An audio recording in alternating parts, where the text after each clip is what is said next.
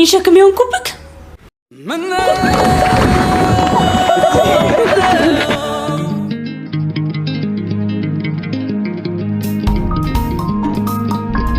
ስንቱን አየሁት በእድሜ ሰሌዳ በብርሃን ጽልመት በሚጻፍዳ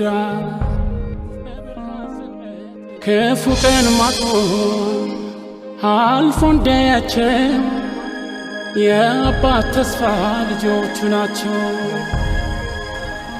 ምሳዎትን መስዋዕት ያደርጋሉ። ሁሉም ነገር በቦታው ያምራል። አሳው ደግሞ ባህሩ ነው ቦታው። እኛስ ቦታችን የት ይሆን? ከቆምንበት ይልቅ አሻግረን ማየት ስለምንወድ እንጂ አንተም እኮ ባህሩ ነው ቦታው። እንዴት ያለሽ እንቁ ልጅ ነሽ! ለምለም ሕይወትን ያድልሽ። አሜን። ምርቃቶት ለዓለም ይትረፍ። አሜን። እስኪ ባህሩን እየቀዘፍን እንጓዝ። እጄን ማልፋት ስራዬ ነው።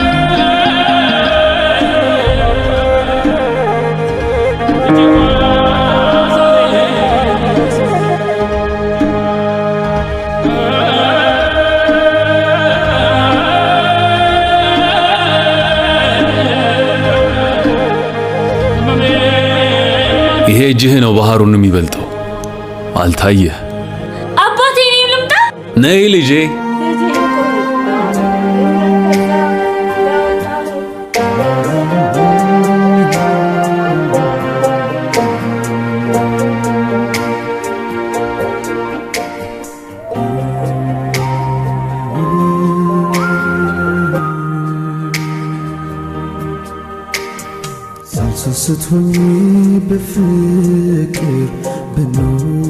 ታላቂ የሐይቁ ገዢ እኔ እዚህ ባህር ቀን ሰራተኛ ነኝ። ብዙ ኖሮ ትንሽ አትመኝ። ምን ኖሮኝ? ይሁዳ ትልቁ ክርስቶስ ኖሮት ለደቂቅ 30 ዲናር ነው የሸጠው።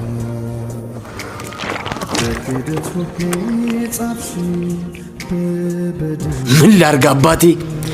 የሰፈርኩት ይጎላል፣ የያዝኩት ይጠፋል። ትልቅ ያልኩት እኔ እጅ ሲገባ ግን ይቀላል። አይኖች አሉክ፣ አታይባቸው። ችግርህን ፊት ላይ አትግለጥ፣ ደካማ ያደርጋል። ወዴት ልደብቀው አባቴ?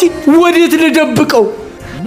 የተሸከመ ሰው እኮ ላብ ይወጣዋል፣ የተቸገረ ደግሞ ፊቱ ያሳብቅበታል። እኔ ነኝ ሸክም የሆንኩብክ?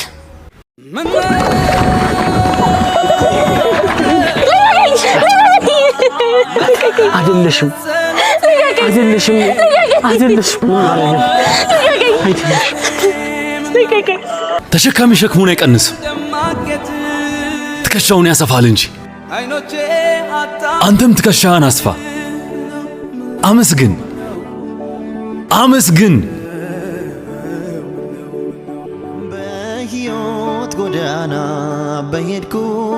አባቴ አመሰገንኩት፣ ግን የለም። እዚህ ባህር መሃል የተገኘው መቅዘፊያህን አምነህ ወይስ አምላክህን አምነህ? ገበሬ የሚዘራው ዝናቡን አምኖ ወይስ ፈጣሪውን ተማምኖ? መቅዘፊያ በእጅ ተሰባሪ፣ ፈጣሪ ግን ባህር መሃል በአንዲት እንጨት የሚያስገኝ። ጥበበኛ አባትህ ይህንም ያህል ባህር በእንጨት ገዙት።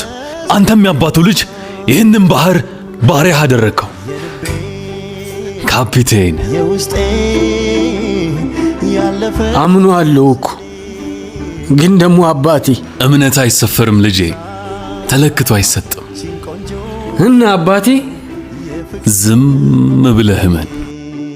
የጠየቀበት የተገኘ በአምላኩ ተጎበኘ። መቅዘፊያ ባህሩን አያሻግርህም፣ እምነትህ እንጂ።